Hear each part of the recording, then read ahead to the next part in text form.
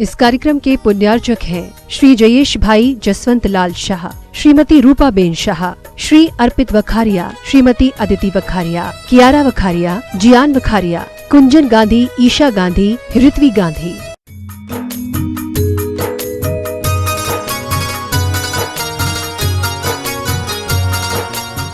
भी हो गई है, गुरुवर का आशीर्वाद सौधर्मेंद्र आदि को प्राप्त हो गया है। वाणीभूषण बाल ब्रह्मचारी जी, विनय भैया के मार्गदर्शन में सब क्रियाएं संपन्न होंगी। आपसे निवेदन है सभी लोग बढ़ चढ़कर पूरे भारतवर्ष से जो भी इस बात को सुन रहे हैं सभी लोग पहुंचे चंद्रगिरी तीर्थ पर आचार्य भगवान के सानिध्य में सत्संग के आशीर्वाद से।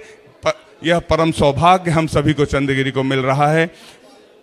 अतिशयकारी प्रतिमा, हजारों वर्ष पूर्व पुरानी प्रतिमा, पाषाण की प्रतिमा जो प्रतिष्ठित होकर आचार्य भगवान के आशीर्वाद से संचालित रामटेक की प्रतिभा स्थली में बड़े बाबा के रूप में विराजमान होने जा रही। तालियां बजाकर एक बार अनुमोदना कर दें पूरे हर्षोल्लास से उस पंचकल्याणक महामहोत्सव में जो कल से प्रारंभ हो चुका है। प्रतिमा विराजमान हो चुकी है। याग मंडल विधान सब निश्चित समय पर, निर्धारित समय पर प्रारंभ होंगे। सभी लोग आप निश्चित समय पर उपस्थित होकर सभी क्रियाओं में सानंद लाभ लें, धर्म लाभ लें, पुण्यार्जन करें।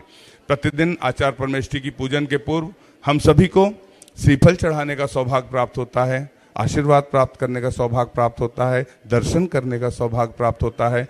और जितने लोग शांति धारा करते हैं प्रमुख रूप से उन्हें आचार्य भगवान के कर कमलों में गंधोदक पहुंचाने का भी सौभाग्य आज प्राप्त हुआ है ना।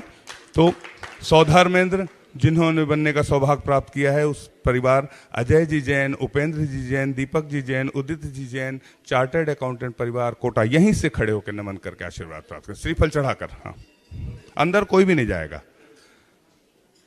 हाँ, सास प्रदान कर दें, एक व्यक्ति आ जाए, एक व्यक्ति आओ। सौधर्मेंद्र जी आएंगे, बाकी लोग अनुमोदना करेंगे। सौधर्मेंद्र आएंगे, एक परिवार।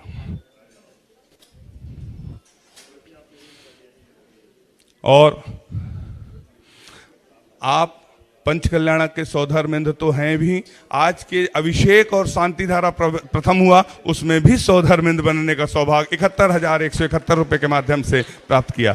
जिन वाणी जग मैया जन्म दुख मेट दो, जिन वाणी जग मैया जन्म दुख मेट दो, जन्म दुख। इधर इस तरफ आओ। हाँ, और उसके पश्चात अतिशयकारी चंद्र प्रभु भगवान के दरबार में शांति धारा का प्रथम सौभाग्य श्री कमल चंद जी जैन सपरिवार कटनी वाले, जो प्रतिभा स्थल में आचार्य भगवान के आशीर्वाद से ब्रह्मचारिणी गुंजन दीदी के परिवार से हैं। एक व्यक्ति शास्त्र लेकर आचार्य भगवान के कार्यक्रमों में पहुंचे। हाँ, और बाकी लोग अपने यहाँ से नमन करें। आपने आज की शांति धारा के लिए 1,55,555 रुपए की निछावर राशि की स्वीकृति दी है। तालियां बजाकर अनुमोदना करते हैं। दीदी जी आप जाएं।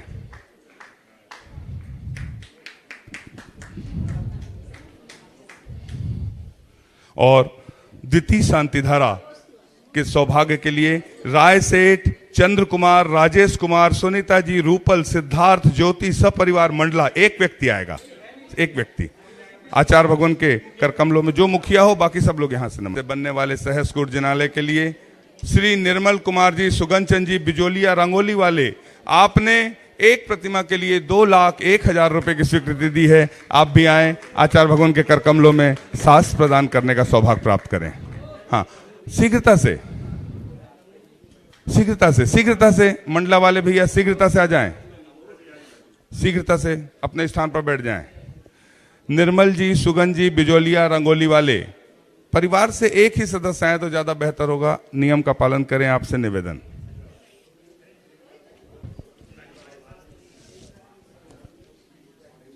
रामटेक कमेटी यहाँ पर आचार्य भगवान के चरणों में नमन करने पहुंची है। नगर गौरव ब्रह्मचारी बिंदु भैया, अनुपम भैया, दिगंबर जैन परिवार मंदिर ट्रस्ट, प्रतिभा स्थली ज्ञानोदय विद्यापीठ, परिवारपुरा मंदिर निर्माण समिति, तुलसी नगर व्यवस्था समिति, महावीर दिगंबर जैन पाठशाला, परिवारपुरा महिला मंडल, ज्ञानोदय सेवा संघ नागपुर, अखिल भारतीय महिला मंडल परिषद, श्री संतोष कुमार जी जैन कोयला वाले, सतीश कुमार जी जैन कोयला वाले,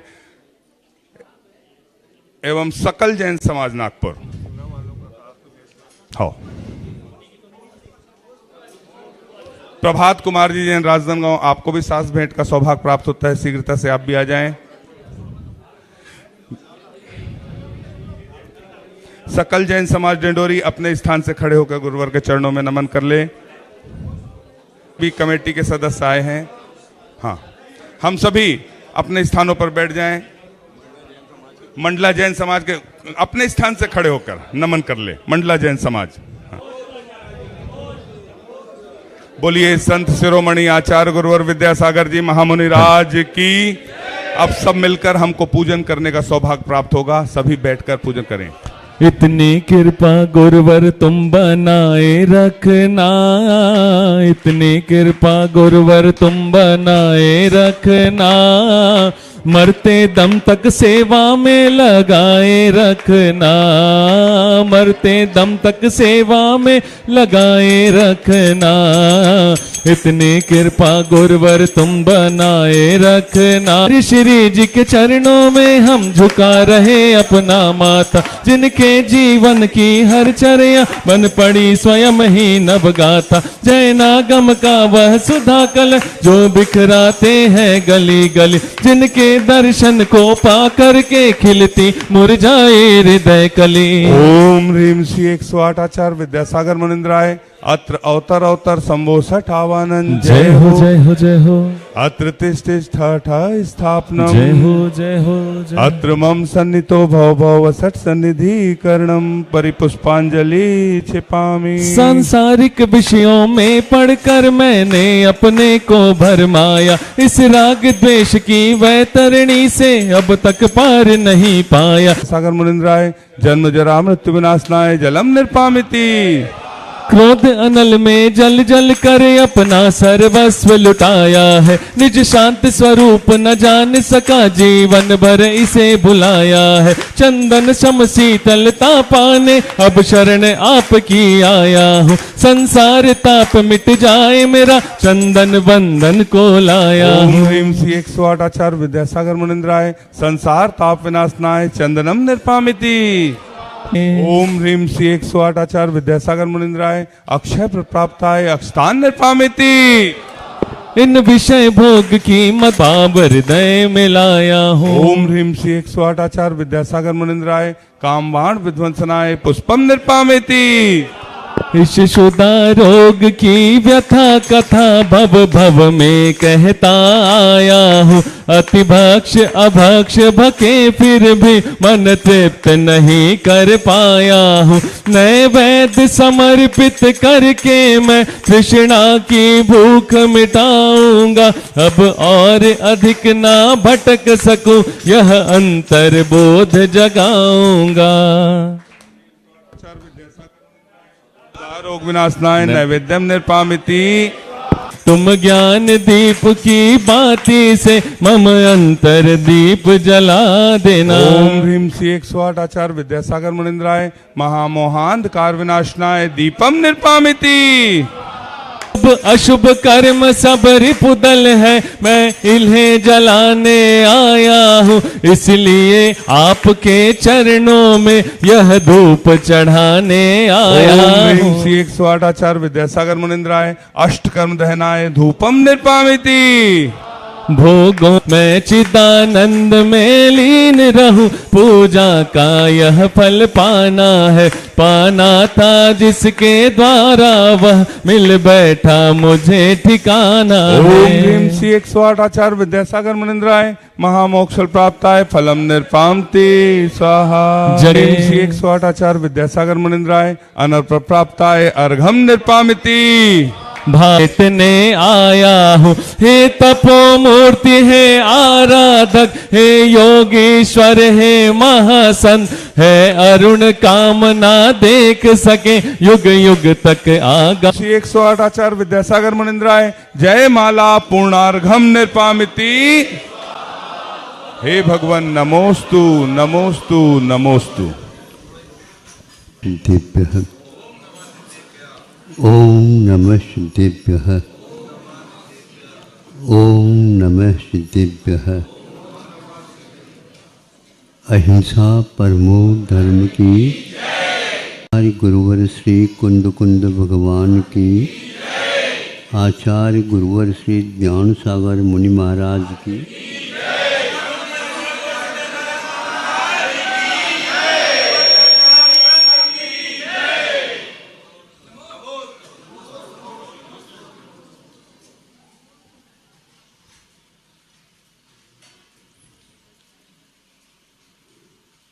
बालक से लेकर के वृद्धों तक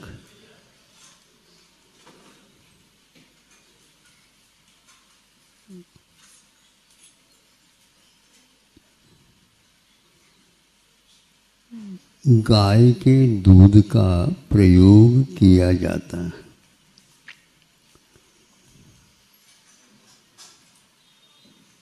वृद्ध को और बालक को समान कैसे?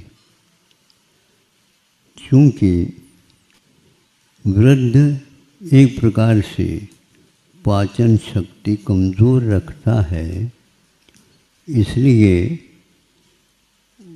उसको वह दूध दिया जाता है, थोड़े उसमें पानी डाल कर के और गरम करके दिया जाता है। उसी प्रकार अभी लीवर की यकृत की एक प्रकार से क्षमता बड़ी नहीं बालक में, इसके लिए भी गाय का दूध थोड़ा सा पानी डाल करके गरम करके उसे दिया जाता है।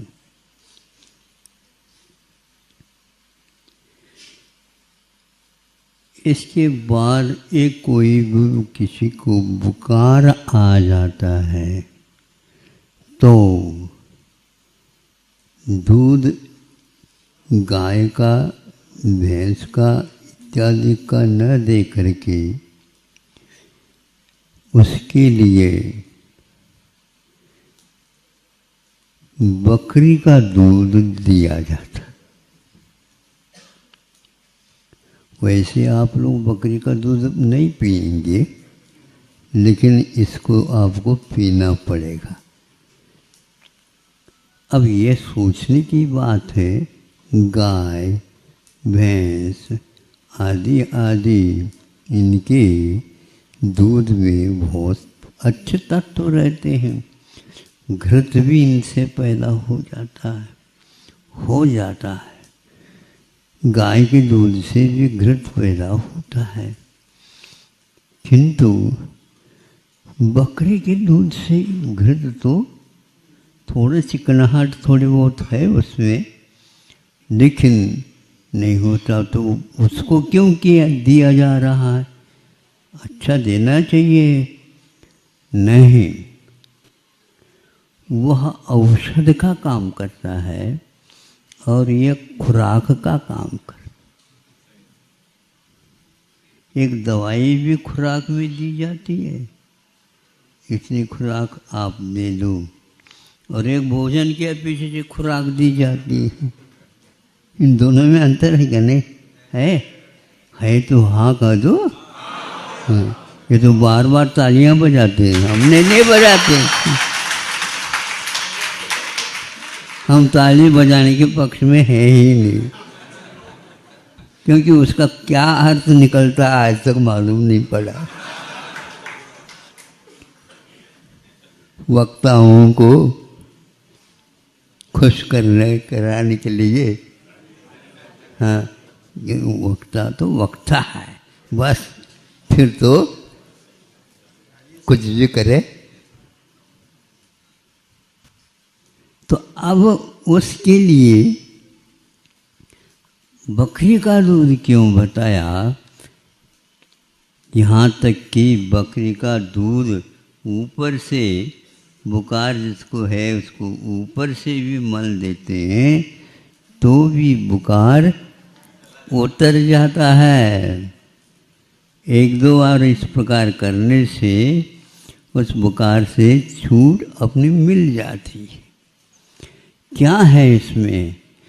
तो बकरी क्या क्या खाती है, मूल रूप से दवाइयों के रूप में वह जो एक प्रकार से वनस्पति को चुन लेती है बकरी, वह और इस प्रकार नहीं चुनते। अथवा यूँ कह दो, वनस्पति की जानकारी बकरी को ज़्यादा रहती है क्योंकि उसका पेट कम छोटा रहता है और वह बहुत जल्दी वनस्पति को खाता चला जाता है। ये खाने की प्रक्रिया यद्यपि औरों को भी रहती है, लेकिन वह बहुत ही कुशलतापूर्वक उसको कर लेते। तो एक बार एक वैद्य से बात हुई कि टीबी में भी इस बकरी के दूध को बताया है क्या राज है इसमें। तो उन्होंने कहा है कि यह टीबी को दूर करने के योग्य औषधीय वनस्पति का भक्षण करती है, इसलिए उसको आयुर्वेद में इस प्रकार चुना। यह सामान्य रूप से मैंने आपके सामने दूध का जो सेवन करने योग्य है उसके बारे में विवेचन किया। ये भी तो आपको बताना चाहिए था, जब दूध की ही व्याख्या कर रहे हैं तो अकौवा का दूध भी तो होता है।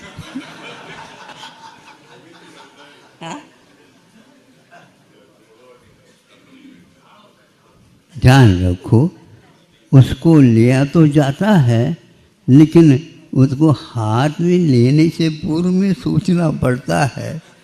अकौवा का दूध एक बार कहीं न कहीं लग जाए तो फिर वह अपनी पहचान बना करके ही निकलता है, इसलिए वह नहीं होता। भूल करके भी अकौवा के दूध को किसी भी दूध में मिलाया नहीं जाता। वह दूध मिलते ही बाकी सारे के सारे दूध फट जाते हैं, समझे? हाँ, इसलिए अपने को संगति सर्वधार्य, हमें संगति उनसे करना है। आर्यई, आर्य किसको बोलते तो गुणी होता है। गुणैर अर्यते इति आर्य है, गुणवद्भिर्वा अर्यते इति आर्य। सर्वा सिद्धि में पंक्ति आती है, गुणी व्यक्तियों के साथ रहता है वह भी आर्य है, और गुणों से जो युक्त रहता है वह भी आर्य है। बाकी आर्य नहीं कहलाते, इसलिए हमें हमेशा संगति ही आर्य ही, हमें संगति रखना है आर्यों के साथ, क्योंकि हम म्लेच्छ जैसे बन जाएंगे तो किसी भी प्रकार से हमारे जीवन का विकास अथवा दूसरे के जीवन के विकास के लिए हमारा जीवन कभी भी कारण नहीं बन पाएगा। इसलिए संतों ने हम लोगों के लिए यह बताया है। तो यह दूध फाड़ देता है और वह दूध को यदि मान लो मीट मट्ठा वगैरह एकाध जिसको आप लोग डालते हैं तो वह दूध जम जाता है, हैं? जामन जिसको बोलते हैं, लेकिन उसकी मात्रा थोड़ी सी रखी जाती है, ध्यान रखना, खाने की चीज़ नहीं वो। तो वह एक प्रकार से दूध को फाड़ता नहीं किंतु जमा देता है, किंतु अकौवा का दूध फाड़ देता है। इसलिए समाज में कार्य करना है, कुशलता के साथ करना है, जल्दी करना है, बहुत बड़ा करना है। यह जब होता है तो भैया कि कमेटी थोड़े से अच्छे ढंग से बना हो। किसको बनाओ? कमेटी को इसलिए अच्छा बनाना आवश्यक है ताकि जो समय हमने निर्धारित किया उससे पहले काम हो जाए। काम तो होता है लेकिन बिगड़ जाए तो जल्दी तो हो जाता है बिगाड़ों का काम भी, लेकिन ठीक ठीक कार्य करने के लिए ये आवश्यक है। दुनिया में गुण सहित गुण रहित, अवगुण से युक्त और गुण से रहित ये सब चीज़ें रहते हैं, किंतु कभी कभी वह गुण नहीं होते हुए गुणकारी हो सकता है, होता है। यदि बाल तोड़ होता है, नहीं समझे, और डॉक्टर लोग तो शल्य चीरा फाड़ी ही करते हैं, किंतु बाल तोड़ हो जाता है तो चीरा फाड़ी की कोई आवश्यकता नहीं। किंतु अखौआ का दूध लगा दो नहीं बकरी का, नहीं गाय का, नहीं भैंस का, नहीं ऊंट का, नहीं भेड़ का, इस प्रकार किसी भी दूध को बुलाया नहीं जाता। और वैद्य वगैरह हैं तो कहता है कि यह अकौआ का दूध 1-2 बार लगा दो और ये चिपका दो तो बस जब तक वह ठीक नहीं होगा तब तक वह उससे से निकलेगा ही नहीं। ऐसे ही कार्यकर्ता व्यक्तियों को जोड़ना चाहिए ताकि वह अकौआ जैसा भले ही हो लेकिन अवगुणों को निकाल निकाल करके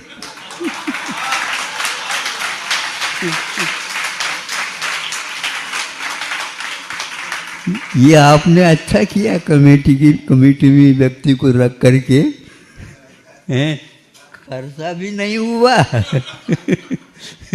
और अवगुण सारे सारे, तो अवगुण निकलना तो आवश्यक होता है ना।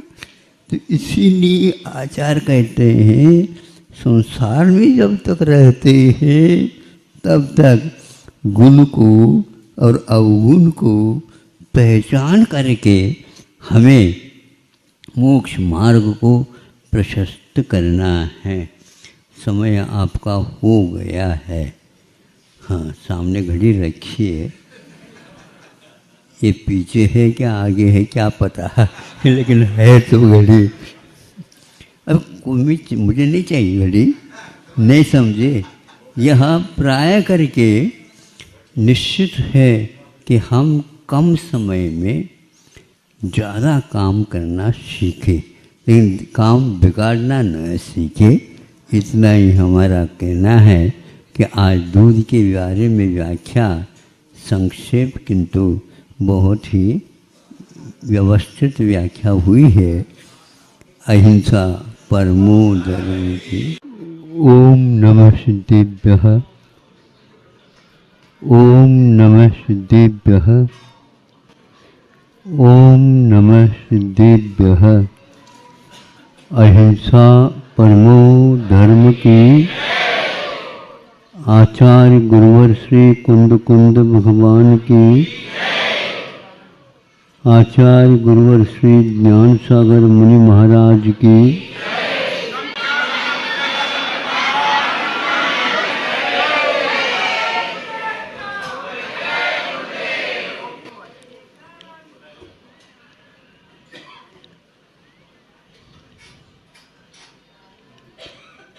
आप लोगों ने किसी पुरुष अथवा किसी मुनि महाराज सुना होगा कैसे वे साहस के साथ अपने इस नश्वर शरीर को छोड़ देते हैं। ये छोड़ना परम साहस का काम है।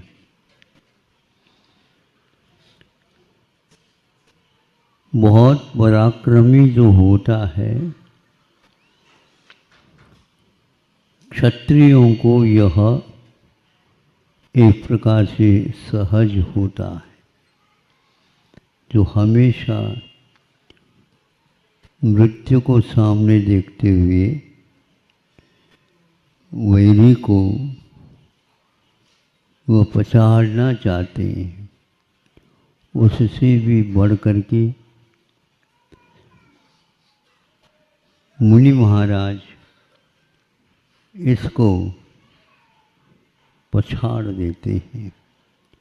लेकिन कभी कभी कर्म तेज निकलता है, उस समय स्थिति इससे विपरीत होने लग जाती है। पेरेंट्सों में भी इसका, इस त्याग का हम स्वरूप पाते हैं जिनवाने के माध्यम से। धन के प्रति बहुत मोह था, राग था, अपने परिवार के प्रति और अत्यंत राग था। जीवन में एक पाई भी किसी को दिया नहीं। देऊं देऊं तो कह देता है, लेकिन देता नहीं। भीतर वाला कहता है देऊं, ये कहते थे वो, वहाँ पर भी हमें विस्मत ज्वर होता है, क्योंकि देने के नाम से हम किसी को धक्का भी देना नहीं चाहते, क्योंकि उसमें भी देना आता है ना। देना नहीं है, लेना कह दो तो उसके लिए सब कुछ करने के लिए तैयार। एक टीरियंस वह अंत में, वह मनुष्य एक राजा था, एक राजा, वह मरण को प्राप्त होता है। मरण को प्राप्त होता है तो होता क्या हुआ? मरण तो हुआ, तो वह सर्प होता है। जीवन छोड़ने के उपरांत वह सर्प हो जाता है। जाति स्मरण होता है उसे, जहाँ पर भंडार था, राजकोष था, वहाँ पर वह जा कर के बैठ जाता। कैसे बैठ जाता? कुंडली मार करके बैठ जाता।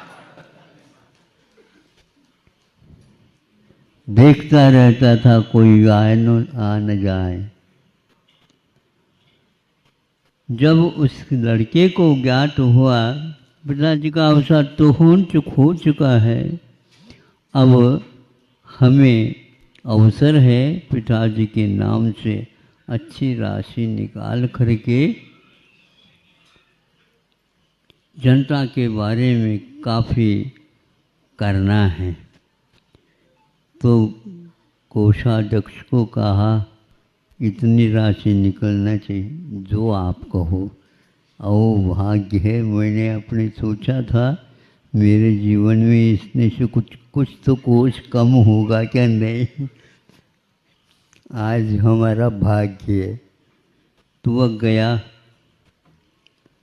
गया जाते ही उसकी पहचान करके उसने अपनी आवाज़ निकाल करके संकेत दे देता, यहाँ मत आओ, मर जाओगे।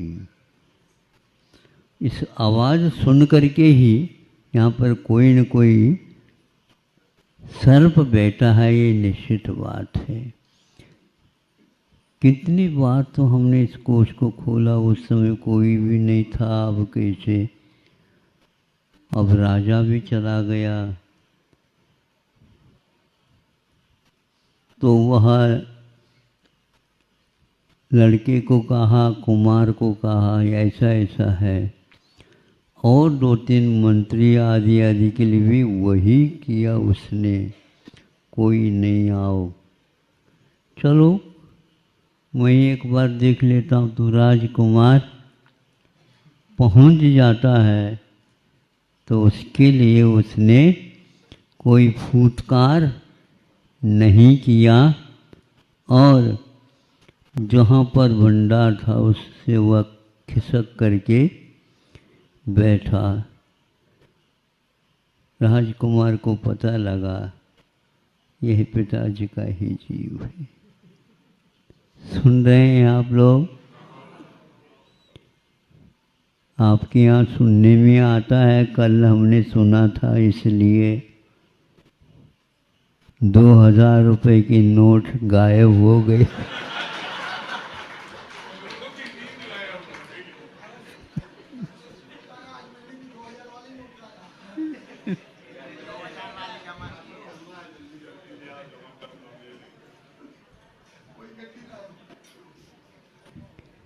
ये तो कागज के थे, वह तो एक प्रकार से हीरा जवाहर, क्या मोती माणिक, सोना चांदी मोहरे, ये सारे कहाँ से भरा हुआ था। कुमार ने सोचा इनके भाग्य में ये था नहीं, और वह भी निकृष्ट वह सर्प हो गया। चमत्कार सुनो, जब यह सब कुछ धन निकाल करके दान आदि आदि कर लिया, उसी दिन उसने मुझे आज से मरण तक कुछ भी खाना नहीं, पीना नहीं, कुछ भी लेना नहीं। उसी अवस्था में उसने यह दृढ़ प्रतिज्ञा करके बाहर आकर के सब सभा को दिखा रहा है, ये वही मैं हूँ जो राजा था, यह वही राजकुमार है। सब लोगों को मालूम पड़ा हमारे राजा ने हमें तो बहुत अच्छा रखा, लेकिन कृपणता की बड़ी दशा खराब होती है, उसके परिणाम स्वरूप ऐसा। सुन रहे को नहीं? हाँ, कृपणता मत रखियो, वो जाना है तो जाएगा ही पक्का, वो रुकने वाला नहीं है। कितने भी आप रोकना चाहो, कोई भी नहीं सोचता था कि 2000 के जिसके पास नहीं वो तो खूब गाना गा रहा है, वो गाना गा रहा है वो। देखो, किंतु तिरंज होकर के उसने अपने किए हुए कर्मों के ऊपर दहाड़ता हुआ, और 1 दिन 2 दिन 3 दिन ऐसे दिनों दिन निकलते गए, लेकिन सर्प ने कोई कुछ भी खाने के लिए पीने के लिए कुछ दे दिया, उसको उसने छुआ तक नहीं, और वह मरण को प्राप्त हो जाता है और देव होता है। एक कुछ ही समय के भीतर वहाँ से उस सर्प को हटाया नहीं हटाया, वह एक देव जो बहुत भरे हुए उनके देवों के वेशभूषा पोशाक आदि ऐसे हीरे के, मोती के, माणिक के आदि आदि से, और एक कंठाहार उसका, वो कहता है ये सब आपका है। मेरा कैसे है? मैं वही हूँ तुम्हारा पिता राजा। आज हमारी ये दशा है, हमने कुछ भी नहीं किया था, राग और अतिरेक किया, फल ये मिला। ये कथा मैं जब सोचता हूँ, ज्ञान की बड़ी कीमत है, उसका बहुत मूल्य है। जो सुनते हैं वह अच्छे ढंग से सुनो और याद रखो। ऐसे अवसर पर मुझे वह राग न आए, क्योंकि मरना सबको एक ही बार मरना सबको एक बार, किंतु अभी हमारी बारी नहीं है क्या? अपनी अपनी बार, अपने अपने नंबर तो क्रम तो आएगा और यहाँ से गाड़ी छूटेगी, उसमें आपको बिठाना पड़ेगा। ये दशा है। इसलिए जिन्होंने स्वाध्याय करके अपने आप को अच्छा समझाया है, वह इस शरीर के प्रति, अन्य धन दौलत के प्रति तो समाप्त हो सकता है, इसमें कोई बाधा नहीं, लेकिन शरीर के प्रति मोह कम हो जाना बहुत कठिन है। कोई कोई रोग हो जाता है, उसको सहन करना बहुत कठिन होता है। इसलिए आप लोग कल नहीं, परसों, कल नहीं तो है परसों, कि आचार्य श्री के समाधि के विषय में सुना। उन्होंने जीवन पर्यंत दूसरों को धार्मिक बोध देने के सिवाय और कुछ काम किया ही नहीं। अंत समय तक, अंतिम घड़ी में हम आए, बहुत विलंब से आए, हाँ, तो क्या करें, लेकिन आप तो हमें जो देना वो दे दो, हमें और कुछ नहीं चाहिए। अंत समय में यह जो आपको एकत्व विभक्ति की प्राप्ति हुई है, इसके सिवा मुझे और कुछ भी नहीं चाहिए। एक ही मात्र आपकी समाधि, वही अपने को प्राप्त हो। भले ही हमने विलंब किया, लेकिन अब इसमें कोई विलंब नहीं होगा।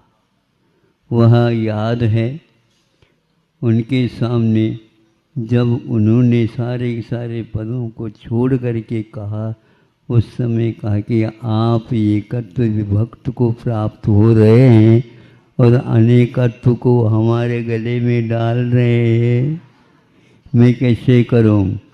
ये तो आपको करना पड़ेगा। तो वो तो सब कुछ करेंगे, लेकिन एकत्व विभक्ति की बात अंत में अपने को भी उपलब्ध हो, जो आचार्य कुंद कुंद देव के लिए भी इष्ट ही नहीं परमोत्कृष्ट थी।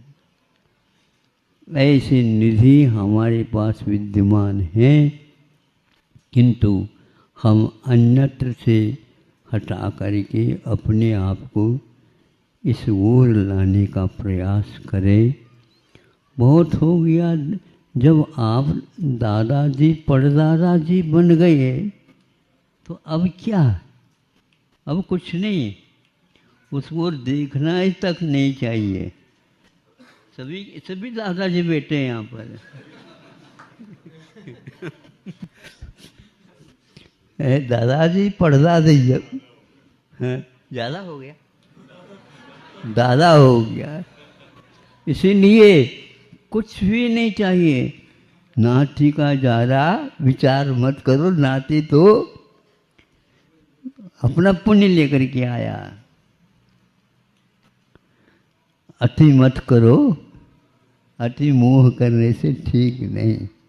महाराज ये नाती का आज दिन है, हो आपका भी किसी न किसी दिन होगा, आप भी नाती होंगे, आपके लिए भी किया होगा। इन सब को नश्वर पराया समझ करके एकमात्र माला फेरो अरहंत सिद्ध अरहंत परमेष्टि, जो इसी संलेखना के माध्यम से प्राप्त करते हैं, अन्य किसी साधन नहीं है।